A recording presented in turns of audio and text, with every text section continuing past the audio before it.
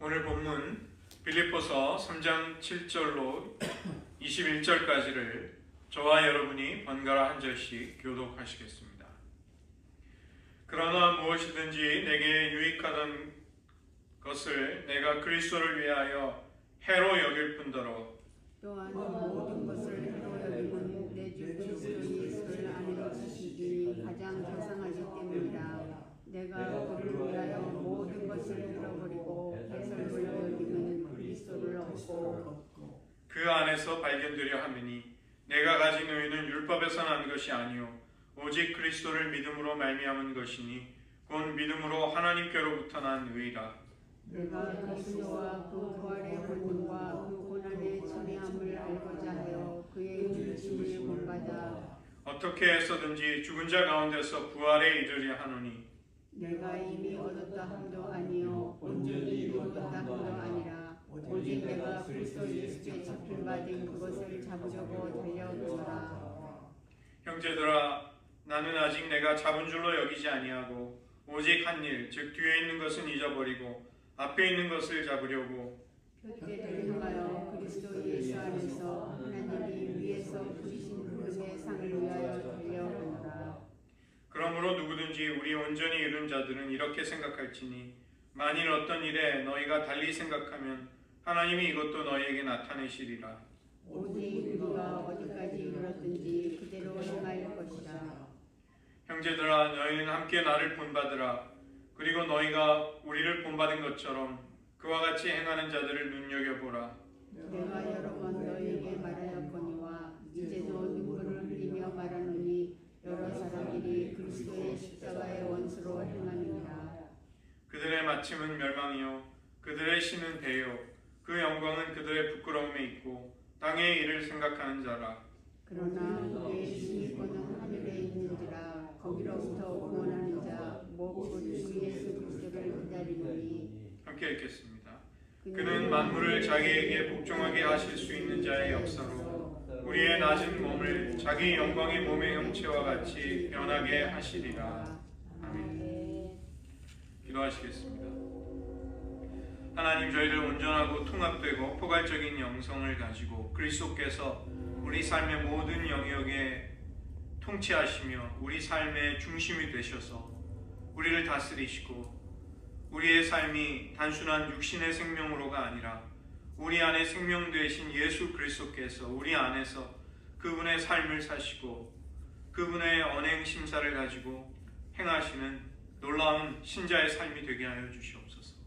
모든 말씀 예수님의 이름으로 기도드립니다. 아멘. 오늘 지난 시간에 이어서 전인적인 영성, 통합되고 포괄적인 영성에 관해 다루도록 하겠습니다. 통합된 삶이라는 것은 뚜렷한 특징이 있죠. 그것은 믿음과 생활, 그리고 그리스도를 따르겠다는 선언과 주님을 닮아가는 것이 일치되는 것입니다. 이것은 내가 믿는 신념과 내가 어떤 존재로 변화되어 가는가, 나의 성품이 어떻게 되어 가는가가 분리되지 않는 것이고 내 고백 그리고 내 실천이 모순되지 않는 것이죠. 이것이 통합된 신앙입니다. 마음의 중심이 우리의 마음의 중심이 영원한 것에 향할 때 그때 우리가 일상에서 접하는 모든 세속적인 일들조차 영적인 성격을 띠게 되는 것입니다. 일상의 일들이 우리가 그리스도 안에서 그리스도를 중심으로 살아가게 될 때 거기에 새로운 의미가 부여가 되는 것이죠. 그 때문에 우리가 예수님과 맺는 관계라는 것은 우리의 삶의 어느 한 요소, 어느 한 부분이 되어서는 안 되는 것입니다. 도리어 바퀴의 살들이 가운데 축을 중심으로 이렇게 모여서 든든한 중심을 이루듯이 예수님이 그런 분이 되어야 하는 것이죠. 그러나 우리 시대의 정신은 이 해체주의 철학이 휩쓸고 있습니다. 디컨스트럭티비즘, 프랑스의 알제리 출신의 프랑스의 철학자 자크 데리다라는 사람이 이제 칸트의 그런 파괴라는 개념을 이제 변형시켜서 비틀어서 퍼뜨린 철학인데 이것이 이제 시대의 정신과 시대 사조 속에서 우리의 삶을 많이 고통스럽게 하는 것입니다. 해체주의라는 것은 고정된 중심이 되는 의미가 삶에 없다. 의미라는 것은 항상 해석을 어떻게 하느냐에 따라 변동이 되고 변화될 수 있는 것이다. 그 가능성을 열어놓아야 된다. 그렇다 보니까 우리가 절대적인 진리라고 추구하고 믿어왔던 가치들, 신앙들, 도덕의 어떤 근본적인 원리들, 이런 것들을 해체주의는 부정하게 되는 것입니다. 그 때문에 우리의 삶은 파편화되고 상대화되는 것이죠.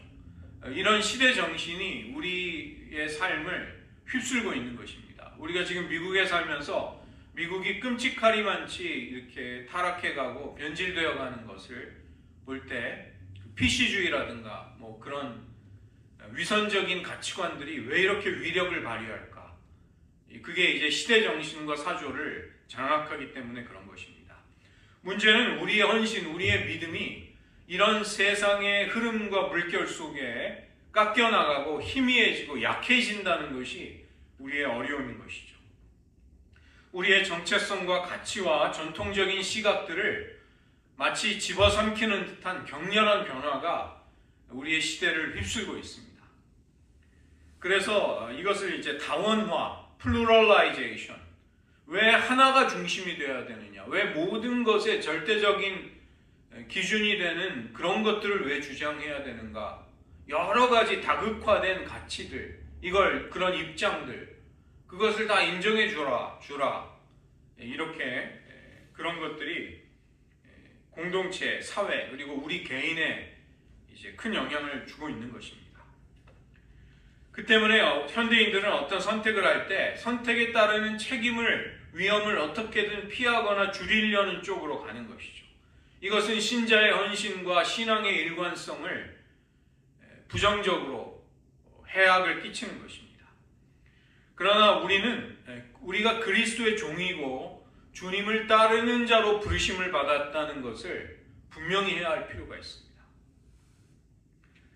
그렇지 못할 때 우리는 거짓되고 현혹적인 세상 속에서 이제 세상의 영이 우리를 공격하고 우리를 미혹하는 것에 갈 길을 잃어버리게 될 것입니다. 개인이나 혹은 공동체가 이제 두 가지의 법칙 속에 떠밀려서 하나님의 법을 따를 것인가, 세상의 법을 따를 것인가, 이런 어려운 싸움이 있는 것이죠. 우리의 신앙은 그냥 신앙일 뿐이고, 예를 들어서 돈 문제라든가 우정, 결혼, 자녀 양육, 구체적인 삶의 문제가 제기가 되면 우리의 신앙과 그것들이 분리가 되어버립니다. 한국에서는 이제 출근할 때 신발장 위에다가 양심을 딱 꺼내서 얹어놓고 직장에 출근한다. 왜냐하면 직장에서 자기 양심이나 맨정신을 지키고는 못하는 일들을 막 시키는 직장이 있는 것이죠. 제가 청년 때 저희 성경 공부를 가르쳐 주던 이제 그 선배가 있었는데 CCC 출신의 선배였는데 이분이 이제 회계학과를 나와가지고 우루사라는 그 약을 만드는 대웅제약에 취직을 한 거예요. 근데 직장에 가면 직장에서 이중장부를 쓰라고 자기에게 시킨다는 거예요. 자기는 신자로서 아주 이게 어렵고 갈등스러운 거죠. 그러면 그렇다고 해서 신자들이 그런 일을 시키면 그럼 나는 신앙을 지키기 위해서 나는 당장 때려치우겠습니다. 사표를 던지면 그 순간에는 멋있지만 과연 그게 궁극적인 해결책이 되느냐. 불의한 구조와 악한 원리로 움직이는 세상 속에서 그리스도인들이 직장생활도 하고 돈도 벌어야 되고 거기 사회생활도 해야 되잖아요. 그러니까 무조건 그만두는 것은 능사가 될 수 없는 것입니다. 영적인 것과 세상적인 것을 분리할 때 우리는 신앙과 행동에 불일치를 가져오게 됩니다. 그리고 그런 파괴적인 영향은 생각보다 크다는 것이죠. 그리스도에게 헌신하겠다고 선언한 사람들, 그런 삶을 살겠노라고 공언하는 사람들조차 비윤리적인 행동을 하고 가정의 불화, 재정적인 부정 이런 것을 저지릅니다. 중독에 빠지고 정신적인 고통이 찾아올 때 세상 사람들이 받는 충격과 신앙인이라고 해서 크게 다를 바가 없는 것이 통계 수치로도 증명이 되고 있는 것입니다. 주일 오전 11시와 월요일 오전 11시에 우리는 완전히 다른 생각을 하면서 다른 모습으로 사는 것이죠. 그래서 이 포괄적인 영성이라는 것은 내가 그리스도를 믿는 신앙과 일상생활이 일치가 되어야 함을 분명히 하자는 것입니다. 그것이 따로 분열되거나 모순되어서는 안 된다는 것이죠. 그리스도를 위한 헌신이라든가 기도생활, 교회에 봉사하는 것, 성경 공부를 하는 것, 그러면 그런 영역만이 영적이고 나머지 대부분의 삶이 이루어지는 우리들의 삶은 영적이지 않은가, 그것들을 포기하거나 신앙을 중심에 두고 살지 않아도 되는가, 결코 그렇지 않은 것이죠. 영성이라는 것은, 신앙이라는 것은 경건은 우리의 일상의 삶 속에 표현되고 드러날 수밖에 없는 것입니다. 그래서 우리가 예수님이 우리에게 주신 생명을 우리는 단지 이 땅에서 하나의 덧붙여진 것, 액세서리 정도로 여겨서는 안 되는 것이죠. 예수님이 주신 생명은 우리의 삶의 존재와 의미의 중심이 되는 것입니다.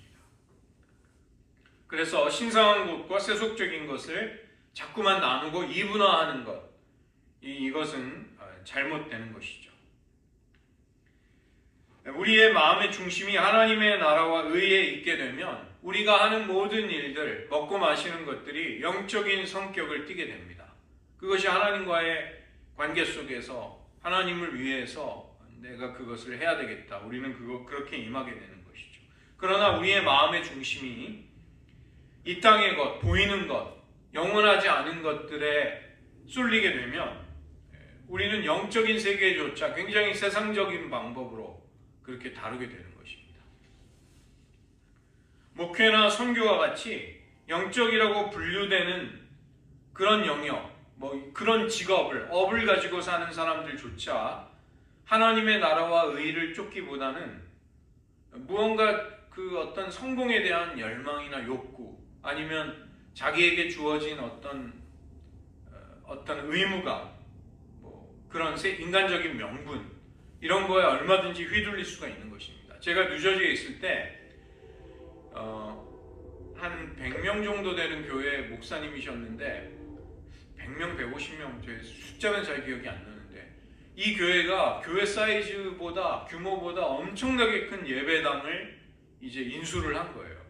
한 달에 모기지로 8,000불을 내는데 이 목사님이 노상 걱정이 그거예요. 그 모기지 갚는 거, 살아남아야 되는 거.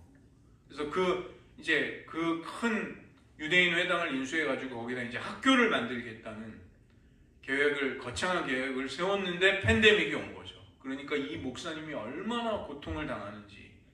근데 가만히 생각해보면 그런 엄청난 고뇌와 고통이 저게 과연 어디까지가 신앙적인 거냐, 이게 좀 상당히 이게 제가 감히 뭐라고 판단할 수는 없습니다. 그런 결정들을. 근데 이제 이게 상당히 이게 의문시 되는 거죠. 일의 성격보다 마음의 중심에 무엇이 있는가, 이게 굉장히 민감하고 중요한 문제일 수밖에 없습니다. 일의 성과가 중요하지 않다, 생산성, 효율성이 무시할 수 있는 것이다, 결코 그런 말은 아닙니다. 그러나 가장 중요한 것은 우리가 무슨 마음의 동기를 가지고 그것을 선택하고 그것을 추구하고 행하려고 하는가, 이 점이 하나님 앞에서 중요할 수밖에 없는 것입니다.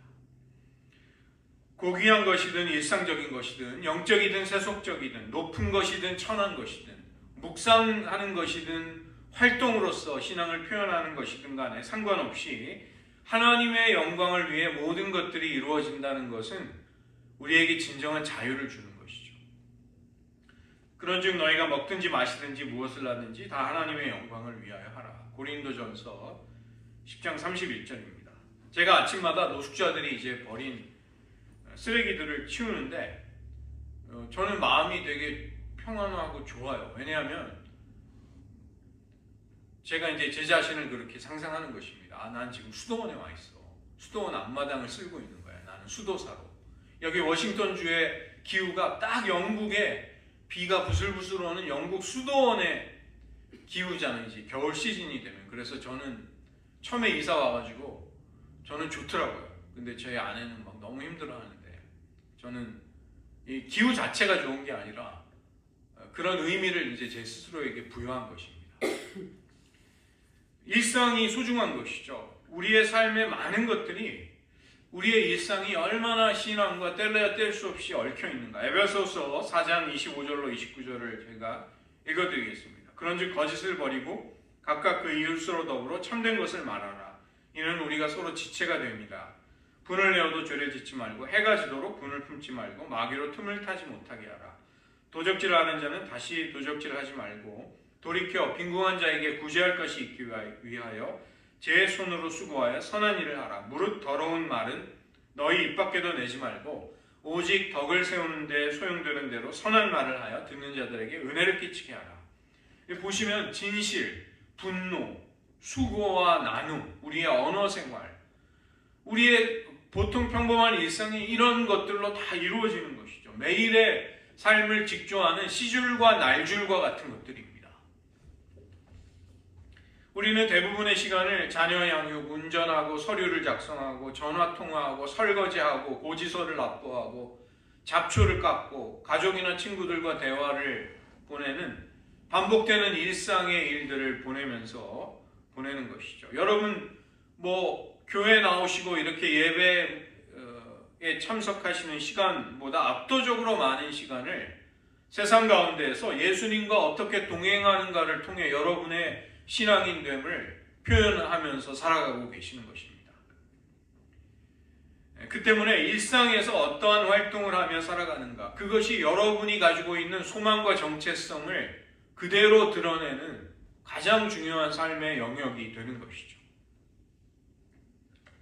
그래서 무슨 행위를 하는가와 상관없이 우리가 예수님을 떠나서는 영적으로 의미 있는 열매를 맺을 수 없다. 나를 떠나서는 너희가 아무것도 할 수 없다는 예수님의 말씀은 변함없는 진리가 되는 것입니다.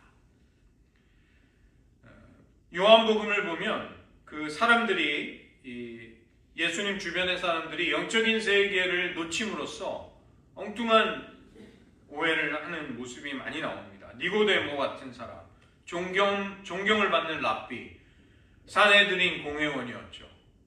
그 당시 유대교의 최고의 엘리트였습니다. 그런데 어떻게 모태에 2번 들어가야 됩니까?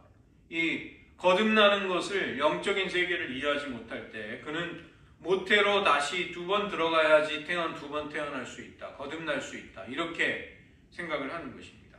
수가성 사마리아 여인, 예수님이 주시려는 영생하도록 솟아나는 영생수, 영생의 샘물과 목을 축이는 그 물을 혼동하는 것이죠. 군중들은 자신들의 배고픔을 해결하는 빵과 생명의 떡으로 오신 예수님을 전혀 구별하지 못합니다. 그들은 예수님이 아버지께로 가게 되면 너희가 나를 볼 수 없다고 말씀하시자 예수님이 숨으시는 거 아닌가? 대중들로부터 물러나시는 것이 아니냐? 이런 식으로 생각을 하는 것입니다. 성경 말씀과 자연, 또 인생의 모든 것들을 대할 때 그 본질을 볼 수 있는 눈을 가진 사람에게 물리적인 것을 넘어서는 영적인 실제, 이것들이 의미 있게 다가오는 것이죠. 엘리사가 자신의 종을 위해 기도합니다. 열왕기하 6장 17절, 여호와여 원하건대 저의 눈을 열어 보게 하소서. 하나님이 종의 눈을 열어주시자 천군 천사가, 아람의 군대보다 압도적인 천군 천사가 엘리사가 있는 곳을 덮고 있는 그 광경을 보여주시는 것입니다. 공동 예배 때 우리가 성찬식을 하죠.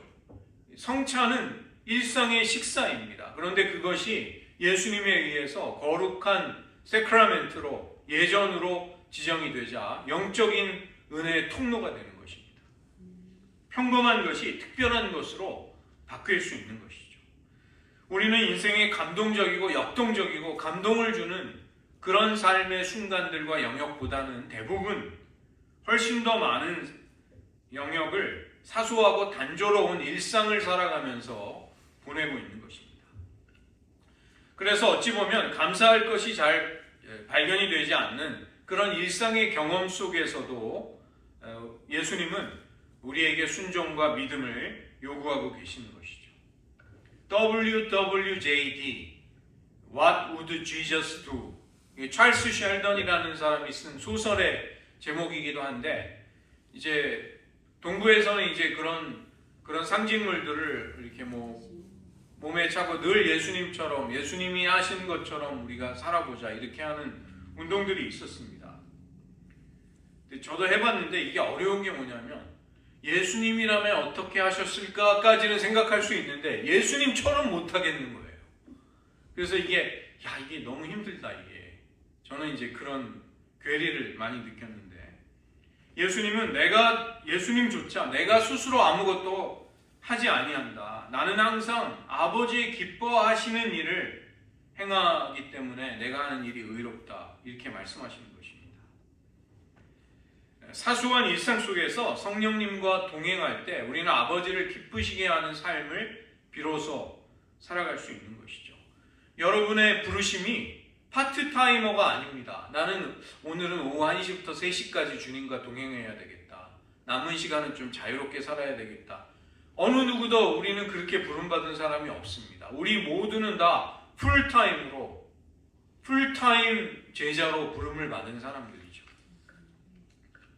그래서 우리 삶의 모든 영역에서 주님의 도우심과 임재와 지혜를 간구해야 한다는 것.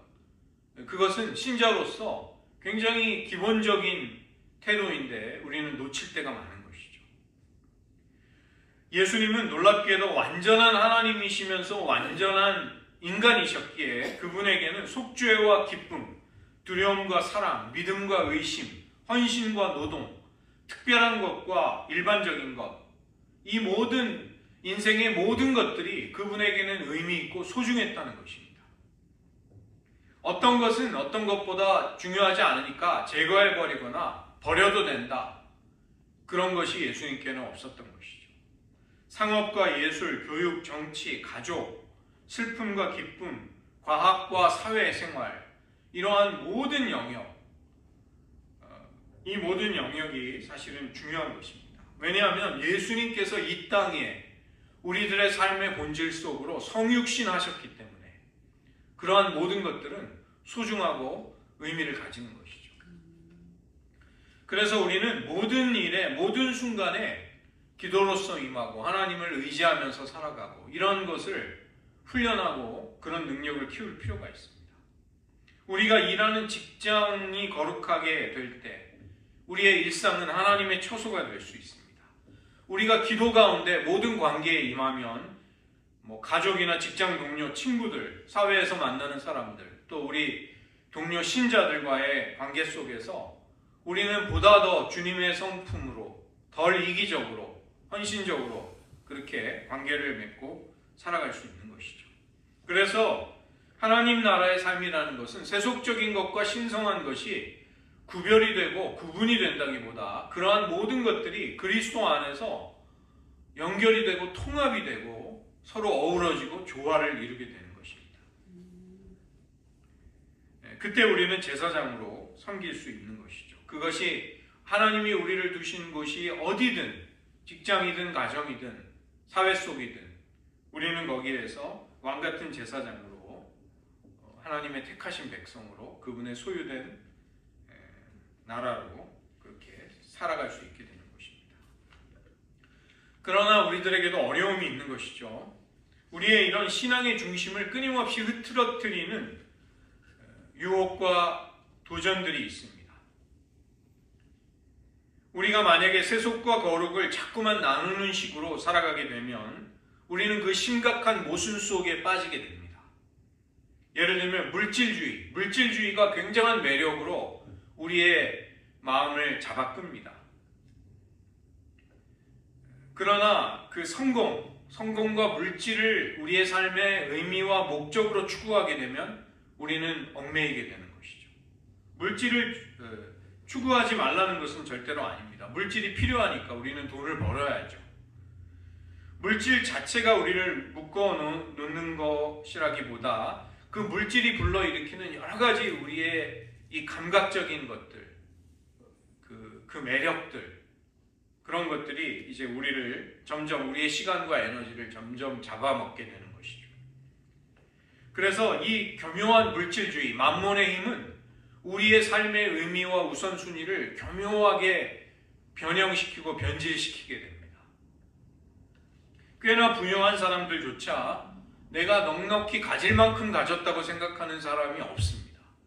밀리어네어는 빌리어네어가 되려고 하고, 빌리어네어는 트릴리니어네어가 되려고 하고, 하여튼 그런 것이죠. 부를 추구하는 것이 문제가 아니라 부를 자꾸 추구하면서 하나님과 보내는 시간이 점점 줄어들고 사람들과 의미 있는 관계를 맺는 시간을 점점 깎아버리게 되는 것이죠. 한국에도 예전에 그렇게 교회에 오고 또 신앙생활 하던 분들이 이제 축복받아서 자가용이 식구마다 하나씩 늘게 되면 주말에 그냥 여행을 가버립니다. 그 차를 타고 어디든지 갈 수 있으니까. 사람을 사랑하고 돈을 이용하는 대신에 우리는 점점 더 돈을 사랑하고 사람을 이용하는 쪽으로 그런 유혹을 받게 되는 것이죠. 또 다른 유혹은 최선에 대해서 하나님보다 우리 스스로가 더 지혜로운 판단을 한다, 더 맞는 생각을 한다, 그런 허황된 잘못된 신념에 빠지는 것입니다.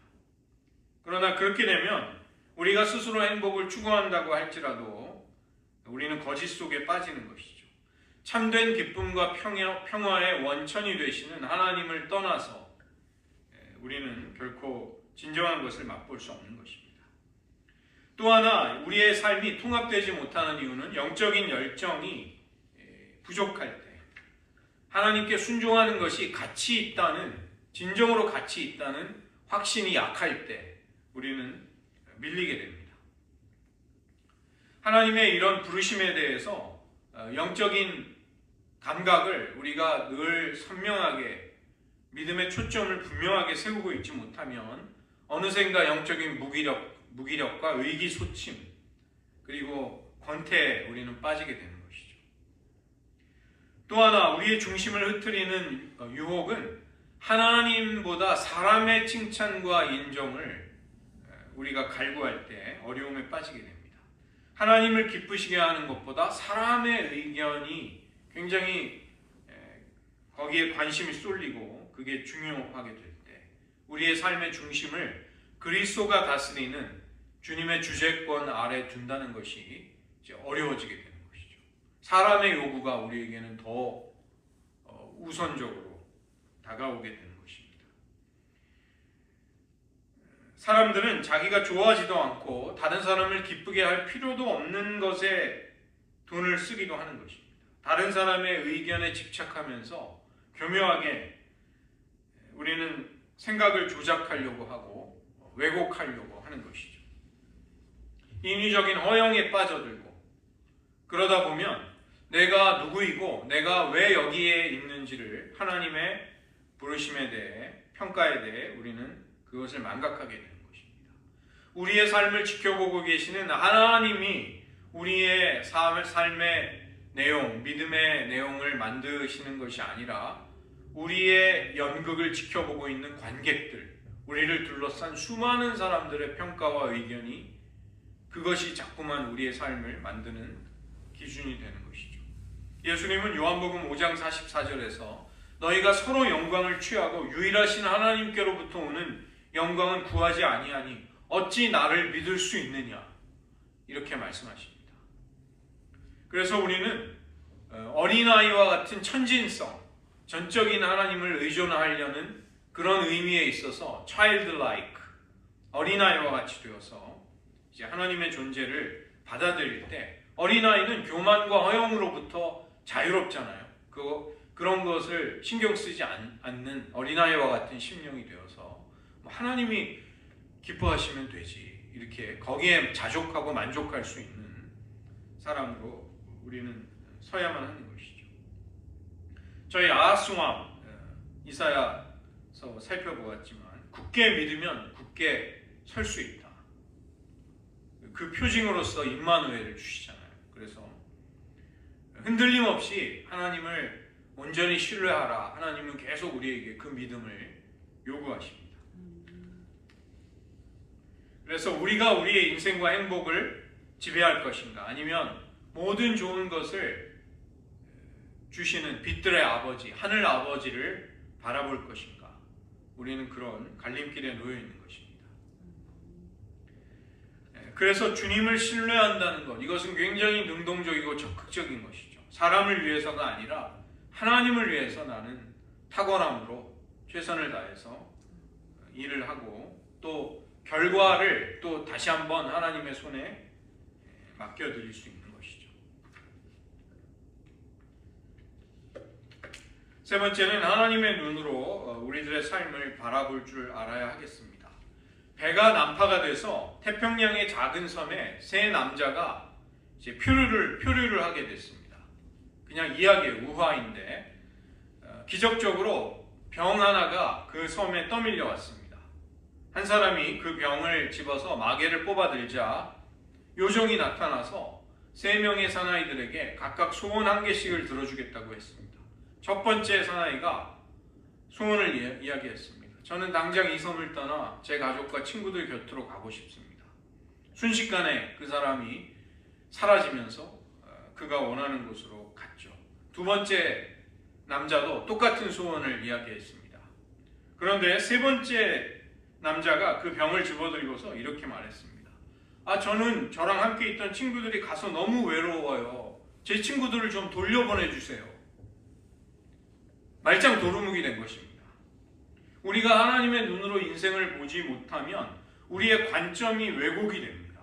그리고 우리가 정말 이 땅에 존재해야 할 목적을 잃어버리게 되고 엉뚱한 짓을 하는 것이죠.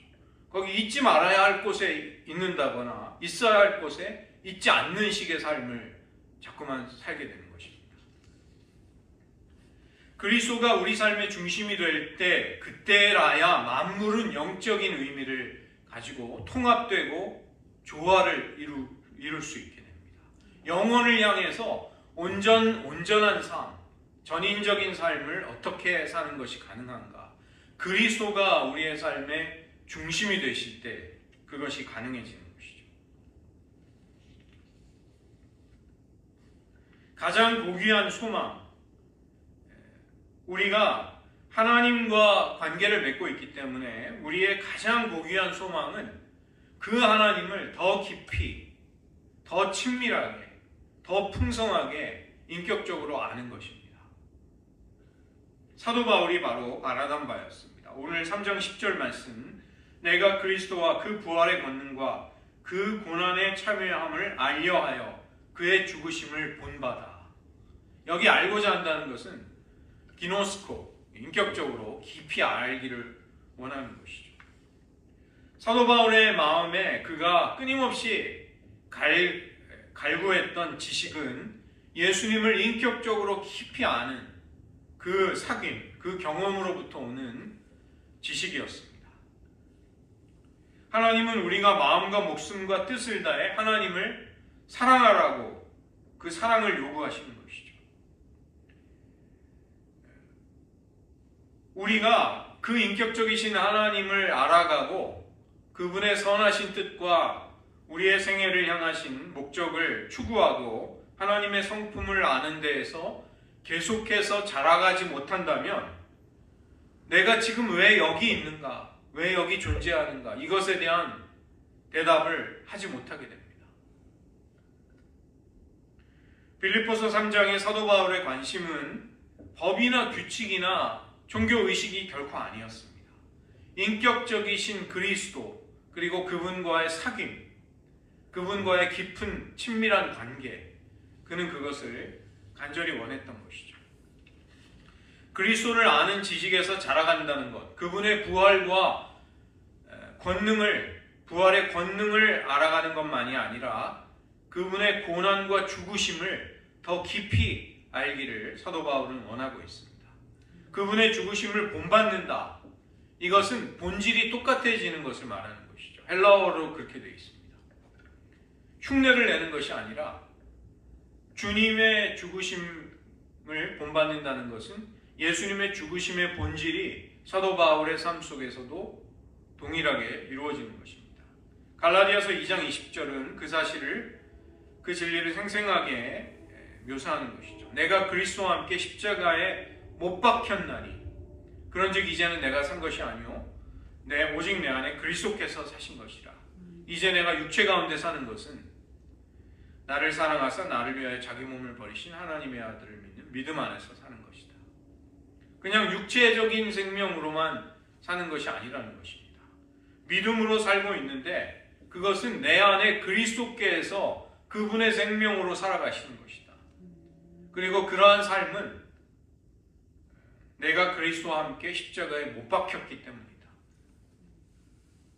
만일 우리가 그의 죽으심을 본받아 연합한 자가 되었으면 또한 그의 부활을 본받아 연합한 자가 되리라. 여기 본받는다는 것도 동일한 본질이, 똑같은 본질이 이루어질 때 주님의 죽으심 혹은 부활에 우리가 연합하게 되는 것이죠. 만일 우리가 그리스도와 함께 죽었으면 또한 그와 함께 살 줄을 믿노니, 우리가 주님과의 부활을 꿈꾸죠. 그러려면 주님과 함께 죽어야 합니다. 그 죽음이 우리의 본질, 우리의 사실, 우리의 실제가 되지 않으면 주님과 함께 부활하는 일도 일어날 수 없는 것입니다. 그래서 이런 예수님의 죽으심과 장사 지내시고 부활하심으로 말미암아 우리에게 허락된 우리의 정체성, 주님의 죽으심과 부활이 우리를 어떠한 사람으로 만들었는가, 이것이 모든 신앙적인 경험의 출발이자 기초가 되는 것입니다. 그것이 있어야만 진정한 신앙생활을 하는 것이 이제 가능해지는 것이죠. 맞든 틀리든 간에 모든 것은 목적이 있고 지향하는 바가 있고 성취를 위해 사실은 대가를 지불해야 합니다. 이방인을 위한 사도였던 사도 바울. 사도 바울의 삶의 중요한 특징은 한 마음, 온전한 마음으로 삶을 살아가고 그리스도께서 주신 소명을 감당하는 것이었습니다. 사도 바울에게 예수님은 삶의 일부분이 아니었습니다. 그의 인생 전체였고 그가 했던 말과 행동 모두가 다 그리스도의 주재권, 그리스도가 사도 바울의 삶을 다스리는 것을 반영하고 표현하는 삶이 되었던 것이죠. 사도 바울은 그것을 빌립보서 1장 21절에서 이는 내게 사는 것이 그리스도니 죽는 것도 유익함이라. 그 다음에 오늘 말씀 3장 11절 어찌하든지 죽은 자 가운데서 부활에 이르려 하노니. 사도 바울은 하나님의 아들을 믿는 믿음으로 새로운 피조물이 되고 자신이 그분의 죽으심과 장사 지내심과 부활로 말미암아 그분과 연합되었음을 깨달은 것입니다. 그래서 그의 영과 혼과 육, 모든 존재가 주님을 닮아가는 것을 그는 열망했던 것이죠. 이 땅에서는 순례자로 살아가지만 하늘의 시민권자임을 알았기에 썩지 아니할 부활의 몸을 입을 그날을 고대할 수 있었습니다. 어찌하든지 이루려고 한다. 어떻게 해서든 이라는 말입니다. 어떻게 해서든, 이것은 부활을 의심하는 것이 아니라 끝까지 마지막까지 믿음을 지키겠노라. 그 각오를, 의지를 표현하는 것이죠. 3장 12절도 보시면 내가 이미 얻었다 함도 아니요 온전히 이루었다 함도 아니라 오직 내가 그리스도 예수께 잡힌 바 된 그것을 잡으려고 쫓아가노라. 그리스도를 붙잡으려고 쫓아가노라 이렇게 말하는 것이 아니라 그리스도에게 내가 사로잡히는 것, 나는 그것이 영적인 여정과 인생의 목표다. 내가 추구하는 바다. 그리스도께서 나를 사로잡으시는 것, 그리스도에게 사로잡힌 바 되는 것, 나는 그걸 붙잡으려고 한다. 내가 그리스도를 붙잡으려고 한다. 이렇게 말하지 않고 있습니다. 바울은 이 땅에서 아직 그 과정 속에 있다는 것을 잘 알고 있었죠. 그러나 율법주의자들은 인간적인 기준에서 의로움을 얻기 위해 모든 육신의 노력을 쏟아붓고 측정이 가능한 양적인 의로움, 이런 것을 추구하게 됩니다. 그러나 그런 식으로는 자기 자신은 만족할 수 있을지 몰라도 하나님 앞에서의 의로움을 만들어낼 수는 없는 것이죠. 그러나 사도 바울은 하나님과 동행하는 데 있어서 결코 자기 스스로 만족하는 식으로 그렇게 자기 삶을 방관하지 않았습니다. 사람들의 눈을 의식하지 않고 하나님 앞에서의 자신의 삶을 그는 중요하게 여겼던 것이죠. 자신의 앞에 놓여있는 과정이 그리스도 예수님께 사로잡히게 되는, 나는 그것을 붙잡으려고 달려간다.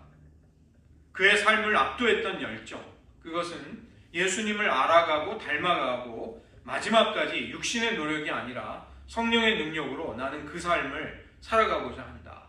그러한 열정이었습니다. 이 고귀한 소망, 이것을 사도 바울은 한결같은 마음으로 추구했던 것이죠. 이 분열되고 나누어진 마음, 이랬다 저랬다 하는 마음, 내가 좀 그렇게 하고 싶을 때는 좀 몰두하고 또 어느새 그랬냐는 식으로 또 하나님을 저버리고 또 이렇게 그런 식으로 살지 않고 divided heart, 분열된 마음이 아니라 한결같은 마음, 나누어지지 않은 마음, 그것으로 사도 바울은 살았던 것입니다. 그래서 이 전인적인 통합적인 영성, 포괄적인 영성은 이 질문이 결정적인 것입니다. 예수님이 여러분의 삶의 한 부분인가 아니면 중심인가?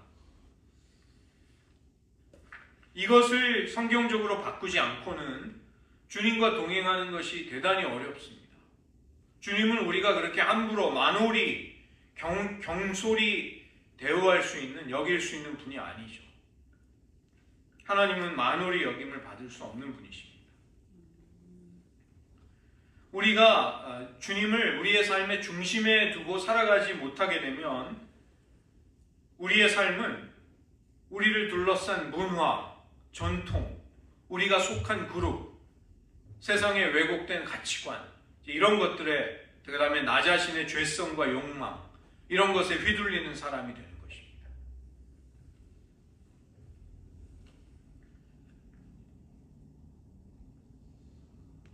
그리스도를 수긍하고 인정하면서도 뭐 예를 들어서 일에 있어서 돈 문제 같은 거, 구체적인 데 있어서는 자기가 인생의 운전대를 잡으려는 사람들이 있습니다. 주님께 전적인 주도권을 맡겨드리는 것이 뭔가 꺼림칙하고 두렵고 무섭기 때문에 그렇게 못하는 사람들이 있죠. 그러나 그 반면에 삶의 모든 존재, 성품, 목적과 삶의 가치와 의미에서 나는 예수님을 앞세우겠다, 이렇게 살아가는 사람들도 있는 것입니다. 제자들에게는 유일한 선택만이 남아있죠. 예수님을 전적으로 삶의 중심에 두고서 살아가는 것밖에는 없는 것입니다. 우리가 인간이 운명의 주인이라는 것은 환상일 뿐입니다. 그것은 거짓말입니다. 인생의 최선의 것을 내가 지혜롭게 판단할 수 있다. 내가 내 노력으로 달성할 수 있다. 이것도 우리를 미혹하는 거짓말입니다.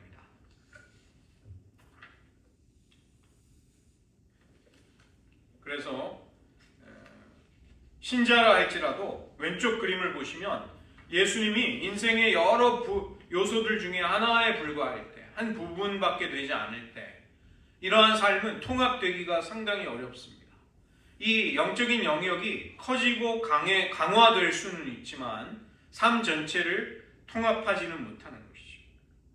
그러나 반대쪽 오른쪽 원에는 그리스도를 중심으로 삶이 질서와 조화를 이루고 통합된, 우리가 추구하는 바람직한 믿음이 있는 것입니다.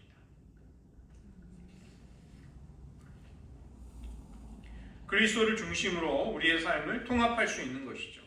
4등분한 그 검은색 원의 윗부분을 보시면 하나님과의 관계가 있습니다.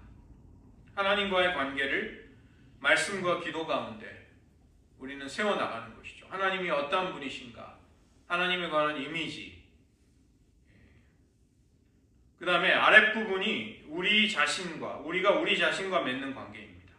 우리의 내적인 삶이 어떻게 이루어지는가, 외적인 활동이 어떻게 이루어지는가, 이것이 우리가 우리 자신과 맺는 관계를 만들게 되는 것이죠.